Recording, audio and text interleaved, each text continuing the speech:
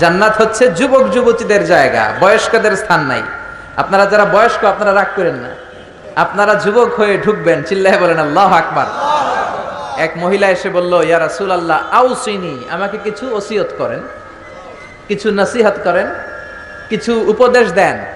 বিশ্বনবী বললেন, তোমারে উপদেশ দিয়ে কি লাভ, তুমি এত কালোর কালো, কোনো কালো মানুষ তো জান্নাতে যাবে না। মহিলা কাঁদতে শুরু করে দিল, ইয়া রাসূলুল্লাহ আপনি বলেছেন আল মারআতু ইদা সাল্লাত খামসাহা সামাত শাহরাহা হাফিজাত ফুরুজাহা আতাআত বা'লাহা ফালতাদখুল মিন আইয়ি আবওয়াবিল জান্নাতি শাআত। ও নবী, আপনি নারীদেরকে প্রেসক্রিপশন দিয়েছেন 4টা, চিল্লায় বলেন কয়টা? নারীরা 4টা প্রেসক্রিপশন মানলে 8টা জান্নাতের দরজা খুলে দিবে কে? আল্লাহ। 1 নম্বরে নারীরা যদি সালাত আদায় করে, 2 নম্বরে নারীরা যদি রমাদানে সিয়াম আদায় করে, 3 নম্বরে নারীরা যদি লজ্জাস্থানের হেফাজত করে, পরকিয়া না করে। পরকিয়ার সমস্যা আছে না নাই? ইললিগ্যাল রিলেশনশিপ, বিবাহ বহির্ভূত সম্পর্ক। আমাদের কাছে পার্সোনালি অনেক SMS আসে, ফোন আসে যে হুজুর এই পরকিয়ার ঝামেলায় পুরা বাংলাদেশটা এখন জাহান্নামের টুকরা হয়ে গিয়েছে, চিল্লায় বলেন ঠিক কিনা? জি বাংলা, স্টার জলসা, কিরণমালা, ইন্ডিয়ান সিনেমাগুলো এগুলো আমাদেরকে শিখায়। আমাদের ফ্যামিলি বন্ডেজ নাই, আমাদের রিলেশনশিপ নাই, আমাদের নিজেদের মধ্যে ভালোবাসা নাই। একটা সময় ছিল ফ্যামিলিতে খুব বেশি ভালোবাসা ছিল। স্বামী আর স্ত্রী এই উভয়ের সম্পর্ক হচ্ছে হাত আর চোখের মতো। কিসের মতো? চোখ যদি কাঁদে হাত সেটা মুছে দেয়, আর হাত যদি ব্যথা পায় চোখ দিয়ে পানি পড়ে, চিল্লায় এখন ঠিক কিনা? কিন্তু এই ভালোবাসা নেই এখন। প্রত্যেকটা ফ্যামিলি ভালোবাসা শূন্য। এক একটা ফ্যামিলি পরকীয়ার ফ্যামিলিতে রূপান্তরিত হতে চলেছে, চিল্লায় বলেন ঠিক কিনা? বিশ্বনবী এরকম শিক্ষা আমাদের জন্য নিয়ে আসেন নাই। বিশ্বনবী নিয়ে এসেছেন ইউনিভার্সাল শিক্ষা। ওই নারী বলল, ইয়া রাসূলুল্লাহ আপনি 4টা প্রেসক্রিপশন দিয়েছেন, সালাত, সিয়াম, লজ্জাস্থানের হেফাজত আর স্বামীর আনুগত্য। আমি তো 4টাই করি, কিন্তু কালো হওয়ার কারণে আমি জান্নাতে ঢুকবো না। এটা কি আমার দোষ? কালো করে এই পৃথিবীতে মানুষকে পাঠায় কে? আবার সাদা করে পাঠায় কে? আমার কি দোষ? আমার কি অপরাধ? হোয়াট ইজ মাই রং? কাঁদতে শুরু করেছে ওই নারী। বিশ্বনবী কান্না থামানোর জন্য বললেন, আরে কেঁদো না, তুমি যখন জান্নাতে ঢুকবা এরকম কালো থাকবা নাকি? তখন তো তুমি ঐশ্বরিয়া রাই হয়ে জান্নাতে ঢুকে যাবা, পূর্ণিমার চাঁদের চেয়েও সুন্দরী হবা, বিশ্ব সুন্দরী হবা। জান্নাতে যারা যাবে আসলে তারাই বিশ্ব সুন্দরী, চিল্লায় বলেন ঠিক কিনা? এই যে আমাদের দেশে বিশ্ব সুন্দরীর নামে যে উলঙ্গপনার প্রতিযোগিতা হয়, এটা কোনো প্রতিযোগিতা নয়। একটা মেয়ের ব্রেস্টের ওজন কতটুকু, সাইজ কতটুকু, তার হিপ কতটুকু, তার পাছা কতটুকু, তার দেহের ওজন কতটুকু, সে স্লিম কিনা, এগুলো দেখে দেখে জাজরা জাজ করে। এই দেশে একজন মুফাসসিরে কোরআন ছিল, যার একটা হুঙ্কারে বাংলাদেশে বিশ্ব সুন্দরীর প্রতিযোগিতা একটা সময়ে থেমে গিয়েছিল, চিল্লায় বলেন ঠিক কিনা? ওই মুফাসসিরে কোরআন এখন নাই, এখন আবার শয়তানের শয়তানি আছে না নাই? এদেশে আযাব গজব আগে ছিল না। আগে সুন্দর একটা বাংলাদেশ ছিল, কিন্তু এই যখনই আমরা বিশ্ব সুন্দরীর প্রতিযোগিতা শুরু করেছি, যখনই আমরা বেহায়াপনা শুরু করেছি, যখনই আমরা মদ খাওয়াকে রাষ্ট্রীয়ভাবে লিগালাইজ করেছি, নিষিদ্ধ পল্লীগুলোকে আমরা বৈধতা দিতে শুরু করেছি, ঠিক তখনই বাংলার জমিনে বন্যা, ভূমিকম্প, আযাব আর গজব নামতে শুরু করেছে। গত 2 সপ্তাহ আগে একটা বন্যা হয়েছে না? আমি তখন মালয়েশিয়াতে, আমি আসছি 28 তারিখ। আমি মালয়েশিয়াতে থাকা অবস্থায় শুনেছি যে বাংলাদেশে নাকি 3 দিন হেভি রেইনফল হয়েছে। হেভি রেইনফল, 3 দিন নাকি লাগাতার বৃষ্টি। আর এই 3 দিনের বৃষ্টিতেই নাকি পুরা বাংলাদেশে বন্যা। ক্যান ইউ ইমাজিন, এই বন্যাটা যদি, এই বৃষ্টিটা যদি 3 দিন না হয়ে 6 দিন হতো, এই বৃষ্টিটা যদি টানা 1 সপ্তাহ হতো, এই রেইনফল যদি আকাশ থেকে যে বারিধারা নামছে এটা যদি টানা 10 দিন হতো, রোহিঙ্গা ভাই বোনেরা যেমনি একটা ত্রাণের রিসিপ্টের জন্য জাতিসংঘের একটা কার্ডের জন্য লাইন দেয়, আমরা 16 কোটি মানুষ লাইন দিয়ে ইন্ডিয়া থেকে, শ্রীলঙ্কা থেকে প্লেন দিয়ে আসা যে ত্রাণগুলো আসতো, ওই ত্রাণের জন্য লাইন ধরে দাঁড়ানো লাগতো, চিল্লায় বলেন ঠিক কিনা? এজন্য যাহারাল ফাসাদ ফিল বাররি ওয়াল বাহর বিমা কাসাবাত আইদিন নাস। জলে স্থলে ভূমিকম্প, টর্নেডো, সাইক্লোন, নার্গিস, মহাসেন, ঘূর্ণিঝড় নাডা, এই সবগুলো আমাদের হাতের কামাই। এজন্য বিশ্ব সুন্দরী প্রতিযোগিতায় বাংলার জমিনে হতে দেয়া যাবে না, চিল্লায় বলেন ঠিক কিনা? যারা আপনারা লেখক আছেন লিখবেন, সাংবাদিক যারা আছেন রিপোর্ট করবেন, মিডিয়ার লোক থাকলে মিডিয়াতে এটা কভার করবেন। বিশ্ব সুন্দরীর প্রতিযোগিতার সাথে বাংলাদেশের ধর্মপ্রাণ মানুষের কোনো সম্পর্ক নাই, চিল্লায় বলেন ঠিক কিনা? এই দেশকে আযাব আর গজব থেকে বাঁচাতে হলে এই বেহায়াপনা আমাদের বন্ধ করতে হবে। আযাব আর গজব থেকে বাঁচাতে হলে ইন্ডিয়ান এই অপসংস্কৃতির করাল গ্রাস থেকে আমার দেশের কোমলমতি ছেলে মেয়েদেরকে হেফাজত করতে হবে। মসজিদমুখী হতে হবে, তাফসির মাহফিলমুখী হতে হবে। আল্লাহ আমাদের সবাইকে কথাগুলো বুঝার ও আমল করার তৌফিক দান করুক, পড়েন আমিন। আর জোরে পড়েন আমিন। সম্মানিত ভাইরা, হযরতুল আল্লামা আবু নসর আশরাফি সাহেব আমার পর আলোচনা করবেন। আমরা সবাই ওনার কাছ থেকে জ্ঞান গর্ভ আলোচনা শুনে বিদায় নিব ইনশাআল্লাহ। পড়েন। আমাকে আপনারা রেখেছেন এখানে বিশেষ ওয়াইজ, ওইখানে আবার দেখলাম কি রেখেছেন, বিশেষ আকর্ষণ। আচ্ছা, আলহামদুলিল্লাহ, আল্লাহ সবার আলোচনাগুলো কবুল করে নেক, আমরা পড়ি আমিন।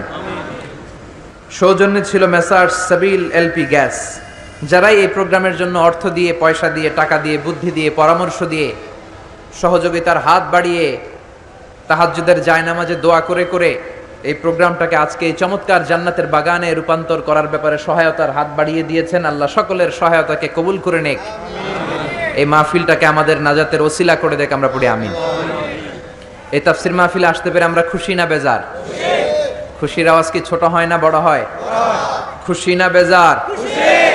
কম না বেশি? আমরা সবাই খুশি পরিমাণে বেশি আওয়াজ করে পড়েন আল্লাহু আকবার। আসুন শুরুতে আমরা হৃদয় নিংড়ানো মনের সবটুকুন ভালোবাসাকে উজাড় করে দিয়ে, সিংহ শার্দুলের মতো গর্জন করে, আকাশ বাতাস প্রকম্পিত করে, মন প্রাণ বুক মুখ একসাথে করে, দেহের সবটুকুন শক্তি গলার এই মাঝ বরাবর এনে চিৎকার করে একটু পড়ি আলহামদুলিল্লাহ। সবাই পড়েন রব্বানা লাকাল হামদ হামদান কাসীরান তাইয়িবান মুবারাকান ফীহি ইয়া রাব্বি লাকাল হামদু কামা ইয়ানবাগি লিজালালি ওয়াজহিকা ওয়া আযীমি সুলতানিকা লাকাল হামদু বিল ঈমান লাকাল হামদু বিল ইসলাম লাকাল হামদু বিল কুরআন। আমরা প্রশংসা করলাম কার? জিকির করলাম কার? আমরা সব কাজ শুরু করি কার নাম নিয়ে? আমাদের দিনটা শুরু হয় কার নাম নিয়ে? আমরা যখন ময়দানে নেমে পড়ি তখন নাম জপি কার? জেহাদের ময়দানে নাম ডাকি কার? ঘুষ খাওয়ার সময় নাম ডাকি কার? আল্লাহ। ঘুষ খাওয়া যাবে না, সুদ খাওয়া যাবে না, যৌতুক খাওয়া যাবে না, এগুলোর সাথে আমাদের শত্রুতা, চিল্লায় বলেন ঠিক কিনা? যৌতুক সমাজে আছে না নাই? কত বড় নাদান বাবা, তার কলিজাটাকে দিয়ে দিল। প্রত্যেকটা মেয়ে তার বাবার কাছে কলিজা, ঠিক কিনা? এত বছর ধরে মেয়েটাকে আদর সোহাগ ভালোবাসা দিয়ে বড় করে কলিজাটাই তো তোমারে দিয়ে দিল, তুমি এবার কি চাও? এগুলো কপাল পোড়া, এগুলো কি? কিন্তু পত্রপত্রিকা খুললে দেখা যায় যৌতুকের জন্য বউয়ের উপর নির্যাতন, পিটায় হাড্ডি ভেঙে ফেলছে, এসিড মেরে ঝলসে দিছে। এগুলোর সাথে আমাদের কোনো সম্পর্ক? সমাজ থেকে যৌতুক দূর করে দিতে হবে। রাজি আছেন তো? সবাই রাজি আছেন? বাবা যারা আছেন, ছেলের বাবা হাত তুলেন, আওয়াজ করে বলেন হে আল্লাহ, আজকের মাহফিলে হাত তুলে ওয়াদা করলাম আমার ছেলের বিয়েতে 1 টাকাও যৌতুক নিব না, তুমি তৌফিক দাও। আমিন। আর জোরে আমিন। হাত নামান। এখন বিয়ে হয় নাই, এখনো কপালে কেউ জুটে নাই, এরকম ছেলে পেলে যারা আসো হাত তোলো, চিৎকার করে আল্লাহরে ডেকে বলো আল্লাহ, হাত তুলে ওয়াদা করলাম আমার বিয়েতে 1 টাকাও যৌতুক নিব না, তুমি তৌফিক দাও। আমিন। আর জোরে বলেন আমিন। যৌতুক একটা সামাজিক ব্যাধি, আমরাই পারি এটাকে সমাজ থেকে দূর করে দিতে। কারণ আমি, আপনি, আমরা মিলে এই সমাজ, আমরা সবাই যদি একসাথে দাঁড়াই, একসাথে দাঁড়ালে শক্তি আছে না নাই? অনেকদিন আগে আমি টেলিভিশনে খবর দেখতে দেখতে একটা অ্যাডভার্টাইজমেন্ট দেখেছিলাম। ওই অ্যাডভার্টাইজমেন্টে বলা হচ্ছে, বুঝলাম আমরা একা, কিন্তু সবাই মিলে কি একা? খুব সম্ভবত রবির একটা অ্যাড। বুঝলাম আমরা একা, কিন্তু সবাই মিলে কি একা? সবাই যদি একসাথে দাঁড়ায় তাহলে কি আর কেউ একা থাকে? নিজের মেয়ের বয়সী একটা মেয়েকে বখাটে ছেলেরা রাস্তায় টিজ করে, কিচ্ছু বলে না, সোজা হেঁটে চলে যায়। নিজের বোনের বয়সী একটা মেয়েকে হাই স্কুল থেকে বেরোয়ার পরে বখাটে ছেলেগুলো ডিস্টার্ব করে, অন্যান্য মানুষেরা দেখে, কিছুই বলে না, এরকম আছে না নাই? আপনি সেখানে দাঁড়িয়ে যান, আপনারা 5 জন সেখানে দাঁড়িয়ে যান বাঘের বাচ্চার মতো, বখাটে ছেলেগুলো দৌড়ে পালানোর জায়গা পাবে না, চিল্লায় এখন ঠিক কিনা? এজন্য সমাজটাকে সুন্দর করার জন্য আপনার একটা সুন্দর সিদ্ধান্তই যথেষ্ট, আপনার ডিসিশনটাই যথেষ্ট, আপনার একটা প্রবল ইচ্ছা শক্তি যথেষ্ট যে আপনি হকের পক্ষে থাকবেন নাকি হকের বিপক্ষে থাকবেন। এজন্য আমরা সব সময় হকের পক্ষে না বিপক্ষে, কোরআনের পক্ষে না বিপক্ষে। এজন্য যৌতুক আমাদের সমাজে আমরা হতে দেব, থাকতে দেব, নিতে দেব। যৌতুক খাওয়া অনেক বড় অপরাধ। কুকুরের গোশত খাওয়া যতটা হারাম, যৌতুক খাওয়া তার চাইতেও হারাম।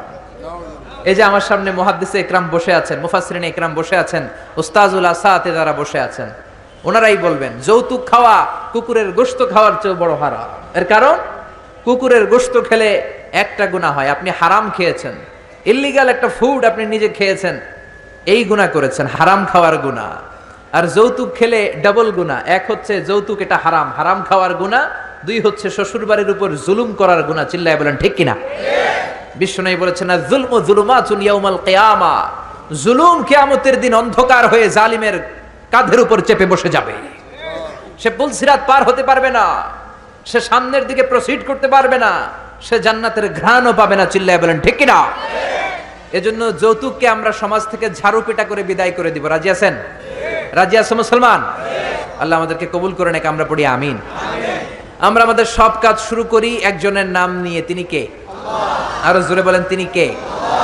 অন্যান্য ধর্মাবলম্বী লোকেরা তাদের বানানো যে ঈশ্বর তাদের নাম নেয়, ঠিক কিনা? বৌদ্ধরা বলে বুদ্ধাং বুদ্ধাং বুদ্ধাং বুদ্ধাং চরণাং গচ্ছামি, এটা হচ্ছে ওদের স্লোগান। হিন্দুরা বলে কৃষ্ণা কৃষ্ণা কৃষ্ণা, ঠিক কিনা? जो तो मिटाना चाहे जीवन का तृष्णा, सुबह शाम बोल बंदे कृष्णा कृष्णा कृष्णा। এটা কি আমরা বলতে পারবো? আমরা কি বলবো? जो तो मिटाना चाहे जीवन का जाला, सुबह शाम बोल बंदे अल्लाह अल्लाह अल्लाह, ঠিক কিনা? जो तो मिटाना चाहे, যে মিটাতে চায়, জীবন কা তৃষ্ণা, জীবনের তৃষ্ণা, সুবহে শাম, সুব মানে কি? সকাল, শাম মানে সন্ধ্যা, সকাল সন্ধ্যা, বল বান্দে, বান্দা বলো কৃষ্ণা কৃষ্ণা কৃষ্ণা। কিন্তু আমরা এটা বলি না, আমরা বলি যত মিটানা চাহে, যে মিটাতে চায় জীবন কা জ্বালা, জীবনের জ্বালা, সুবহে শাম বল বান্দে আল্লাহ আল্লাহ আল্লাহ। চিৎকার করে পড়েন আল্লাহু আকবার। আমরা সে আল্লাহর নামের 3টা স্লোগান দিয়ে আমরা আলোচনা শুরু করব। আমি পড়বো লিল্লাহে তাকবীর, আপনারা পড়বেন আল্লাহু আকবার। কষ্ট হবে না তো? আওয়াজ করে তাকবীর দিতে হবে, যাতে করে আশেপাশে যারা এখনো আসতে পারে নাই তারা বুঝে যায় এখনো হাজারো হাজারো আল্লাহর ওলিদের মিলন মেলা বসেছে। চিল্লায় বলেন ঠিক কিনা? আমি পড়বো লিল্লাহে তাকবীর, আপনারা পড়বেন আল্লাহু আকবার 3 বার। পড়েন লিল্লাহে তাকবীর, লিল্লাহে তাকবীর, লিল্লাহে তাকবীর। আল্লাহ আমাদের স্লোগানকে কবুল করুক, আমরা পড়ি আমিন। আজকে আমরা নবী এবং রাসূলদের সম্পর্কে কিছু কথা শুনবো ইনশাআল্লাহ। বলেন নবী রাসূলের দরকার আছে না নাই? নবী রাসূল না থাকলে গোটা পৃথিবী অন্ধকার। চিল্লায় বলেন ঠিক কিনা? আমি সূরা সদ থেকে একটা আয়াত তেলাওয়াত করেছি, 47 নম্বর আয়াত। ওয়া ইন্নাহুম ইনদানা লামিনাল মুস্তাফাইনাল আখিয়ার, নিশ্চয়ই নবীরা আমার কাছে, the selected personality, the chosen personality to me। আল্লাহ বলছেন নবীরা হচ্ছে আমার কাছে মনোনীত বান্দা, নবীরা হচ্ছে আমার কাছে সিলেক্টেড বান্দা। কেউ চাইলেই নবী হতে পারে না, নবী বানায় কে? মনে রাখবেন, নবী ইলেকশনে হয় না, নবী হয় সিলেকশনে। নির্বাচন করে ভোট দিয়ে নবী বানানো যায় না, নবী হয় মনোনয়নের মাধ্যমে। মনোনয়ন দেয় কে? সিলেকশন করে কে? আমরা সবাই মিলে যদি আবদার করি এই লোকটা নবী, লোকটা কি নবী হবে? গোটা বিশ্বে যত মানুষ সবাই মিলে যদি আমরা একজনের ভোট দেই, আমরা এর ভোট দিলাম, ইলেকশন করলাম, উনি আমাদের নবী হবে?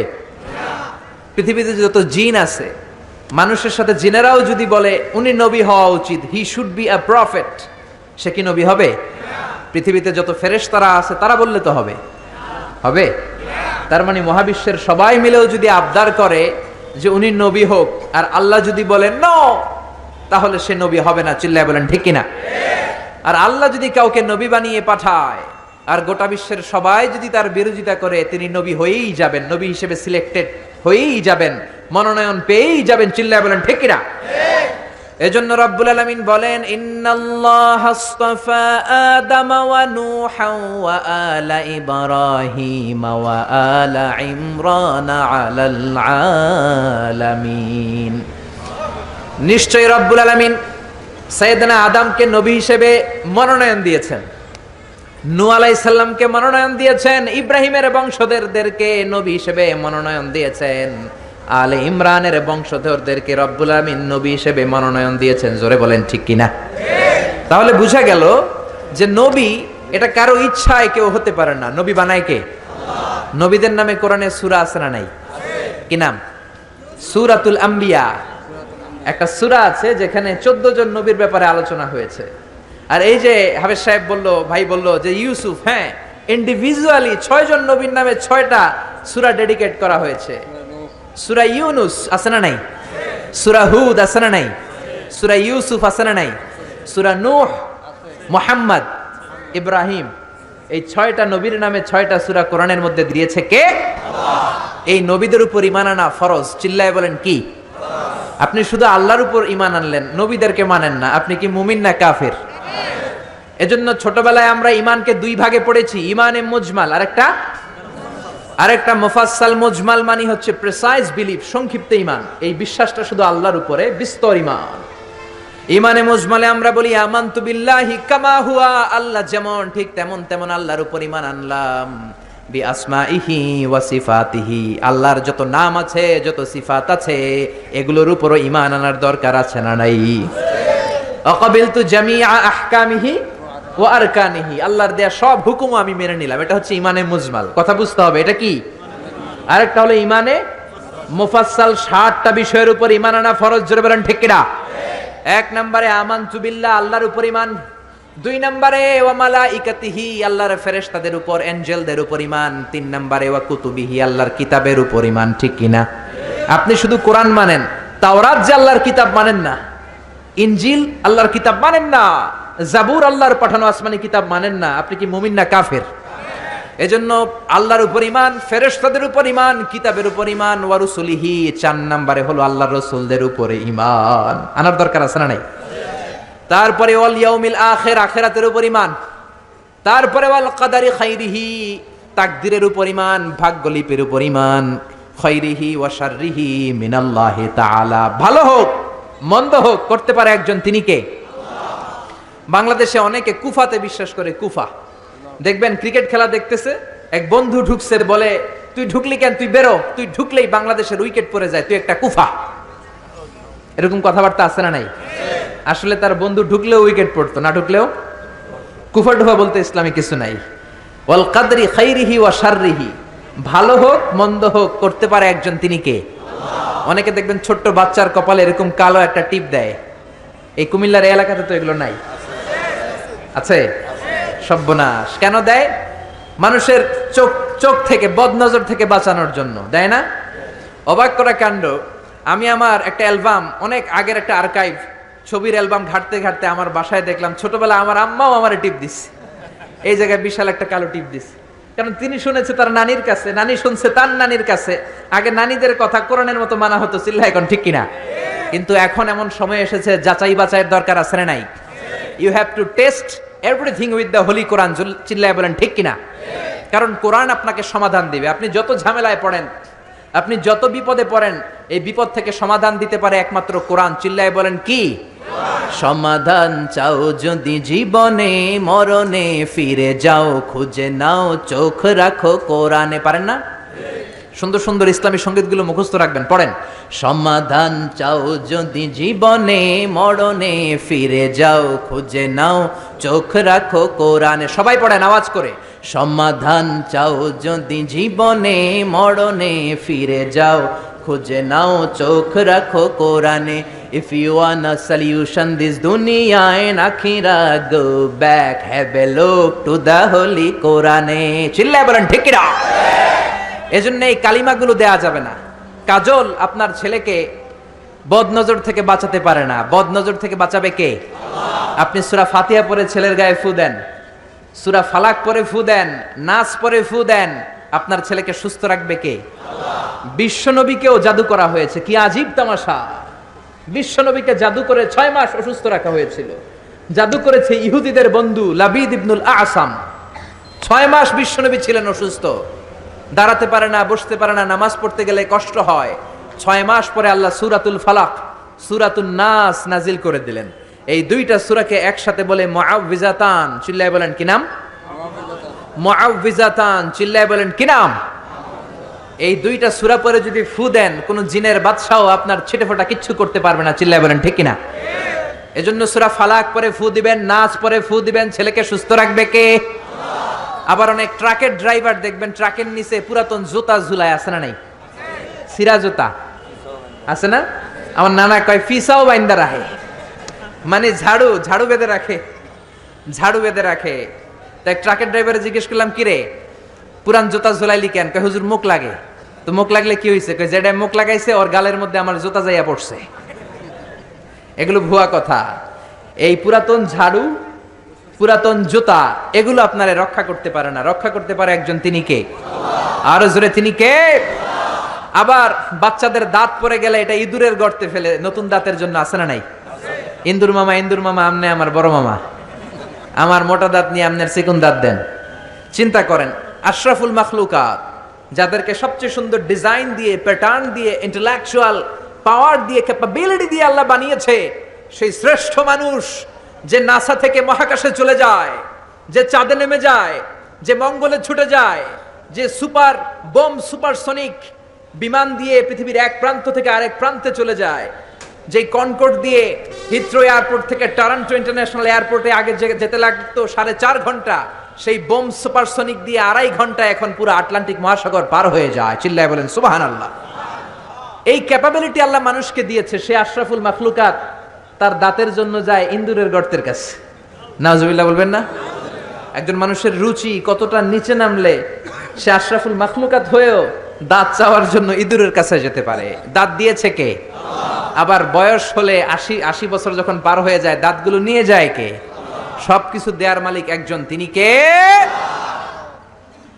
এজন্য তিনি হলেন দেয়ার মালিক চাইতে হবে একজনের কাছে তিনি আমাদের আল্লাহ চিল্লায় বলেন ঠিক কিনা এজন্য 60টা বিষয়ের উপর পূর্ণ ঈমান আমানতু বিল্লাহি আল্লাহর উপর ঈমান আনলাম ফেরেশতাদের উপর ঈমান আনলাম আল্লাহর পাঠানো কিতাবের উপর ঈমান আনলাম নবীদের উপর ঈমান আনলাম আখিরাতে ঈমান আনলাম ভাগ্যের উপর ঈমান আনলাম পুনরুত্থান দিবসের উপর ঈমান আনলাম জোরে বলেন ঠিক কিনা এই 60টা বিষয়ের মধ্যে নবীদের কথা আছে না নাই জোরে বলেন এখন কেউ যদি বলে আমি নবী টবি মানি না আমি শুধু আল্লাহরে মানি মুমিন না কাফের চিল্লায় বলেন মুমিন না কাফের এই নবীরা আমাদের জন্য রহমত এই নবীরা না আসলে আমরা জান্নাত চিনতাম না নবীরা না থাকলে আমরা জাহান্নাম চিনতাম না আরে নবী না থাকলে আমরা তো আমাদের আল্লাহরই চিনতাম না চিল্লায় বলেন ঠিক কিনা এই যে আল্লাহ বলে একজন আছে আমরা জেনেছি কার কাছ থেকে সবাই বলেন আরো জোরে বলেন নবীদের কাছ থেকে আমরা জেনেছি জান্নাত চিনেছি জাহান্নাম চিনেছি আখিরাত চিনেছি এজন্য আল্লাহ বলেন রুসুলান মুবাশশিরিন ওয়া মুনযিরিন নবীরা হলো জান্নাতের সুসংবাদ দানকারী নবীরা হলো জাহান্নাম থেকে ভীতি প্রদর্শনকারী এজন্য নবীরা হলো রহমত নবীরা কি রহমত all the prophets are mercy and blessings from Allah to us আল্লাহর পক্ষ থেকে আমাদের কাছে নবীরা ব্লেসিংস মার্সি নবী না থাকলে আমাদের মুক্তির কোনো উপায় ছিল না চিল্লায় বলেন ঠিক কিনা এই নবীদের আল্লাহ একটা চেইন করে দিয়েছেন চিল্লায় বলেন কি করে দিয়েছে একটা মালা করে দিয়েছে এই মালার মধ্যে অনেকগুলো মুক্তদানা আছে এই মুক্তদানার প্রথম মুক্তদানার নাম হচ্ছে সাইয়েদানা আদম কি নাম আর এই মালার সর্বশেষ মুক্তাটার নাম হচ্ছে বিশ্বনবী মুহাম্মদুর রাসূলুল্লাহ সাল্লাল্লাহু এই মালাটাকে আল্লাহ গাঁথা শুরু করেছেন সাইয়েদানা আদমকে দিয়ে শেষ করেছেন বিশ্বনবীকে দিয়ে বিশ্বনবীর পরে কোনো নবীও নাই রাসূলও নাই আছে কি কেউ যদি বলে বিশ্বনবীর পরেও নবী আছে তার কথা মানা যাবে মানলে ঈমান থাকবে এজন্য আল্লাহ বলেন মা কানা মুহাম্মাদুন আবা আহাদিম মির রিজালিকুম ওয়ালাকিন রাসূলুল্লাহি ওয়া খাতামান নাবিয়্যিন। মুহাম্মদ তোমাদের কারো পিতা নয়, বিশ্বনবীর কোন ছেলে সন্তান বেঁচে ছিল না, সব মেয়ে। সব কি? এজন্য মেয়েদেরকে ভালোবাসতেন বেশি। বিশ্বনবী বলেন তিনটা জিনিস আমার কাছে প্রিয়, তিনটা জিনিস দেখলে আমার চোখটাকে ঠান্ডা করে দেয় কে? আমার চক্ষু শীতল করে দেয় কে? এক হলো সালাত, এক কি? কুররাতু আইনি ফিস সালাত, নামাজ আমার পছন্দ। দুই নম্বরে মেসওয়াক করা আমার কাছে সবচাইতে পছন্দ। তিন নম্বরে নারী জাতি আমার কাছে সবচেয়ে পছন্দ। সুবহানাল্লাহ। বিশ্বনবী অল দ্য টাইম লং মেসওয়াক করতেন। কি করতেন? বিশ্বনবীর একটা প্রসাধনীর কসমেটিক্স এর বক্স ছিল। কি ছিল? ওই যে হাসে অনেকে, কসমেটিক্স শুনে হাসতেছে। ছেলেদেরও প্রসাধনী থাকতে পারে, পারে না? এই যে আমি আজকে বেরোয়ার সময় ক্রিম দিয়ে আসছি চেহারায়, ভ্যাসলিন দিয়ে আসছি, মাথায় অলিভ অয়েল দিয়ে এসেছি, এটা আমার প্রসাধনী। নারীরা লিপস্টিক দিবে, তারা মেহেদি দিবে, এইটা তাদের প্রসাধনী। তবে নারীরা পারফিউম দিয়ে বাইরে যেতে পারবে না। পারফিউম, ঝাঁঝালো গন্ধ, এই স্মেল দিয়ে যদি নারীরা বাইরে যায়, বিশ্বনবী এই নারীদেরকে জিনাকারিনী নারীর সাথে তুলনা করেছেন। চিল্লায় পড়েন নাউজুবিল্লাহ। নারী যদি পারফিউম দিতে হয়, দিবে তার বেডরুমের স্বামীর কাছে। বাইরে যাওয়ার সময় নারী যদি পারফিউম দেয়, নারী যদি স্যান্ড দেয়, রাস্তায় ইফটিজিং হওয়ার সম্ভাবনা আছে না নাই? বিশ্বনবী চামড়ার তৈরি করা একটা কসমেটিক্সের প্যাকেট রাখতেন।